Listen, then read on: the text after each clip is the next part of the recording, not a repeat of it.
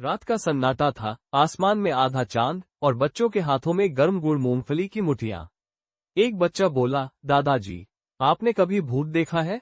वो भी जंगल में? दादाजी हल्की मुस्कान के साथ बोले, भूत तो नहीं बेटा, पर एक रात ऐसा लगा जैसे पूरा जंगल भूतों की मीटिंग कर रहा हो, और मैं समझा, आज तो आधिकारिक भूत सम्मेलन में फंस गया।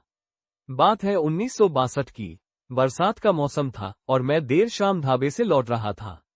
गांव के पीछे वाला जंगल थोड़ा रहस्यमयी माना जाता था। मैं लाठी लेकर पगडंडी पर चल रहा था कि अचानक मुझे पेड़ों की तरफ से टुन-टुन, ठक-ठक, फुस-फुस फुस-फुस जैसी अजीब आवाजें सुनाई देने लगी।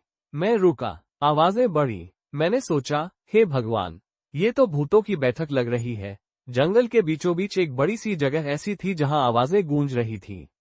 मैंने डरते डरते झाड़ियों को हटाया और सामने जो देखा, उसे देखकर मेरे तो प्राण ही सूख गए।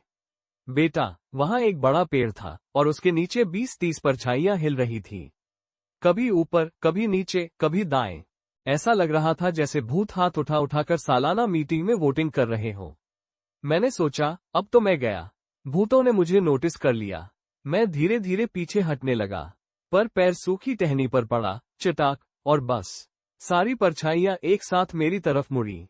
मैं चिल्लाता हुआ भागा, माँ बचाओ, और पीछे से आवाज आई, हे रमेश, कहाँ भाग रहा है? मैंने पीछे देखा, और भाई साहब, वो भूत नहीं थे।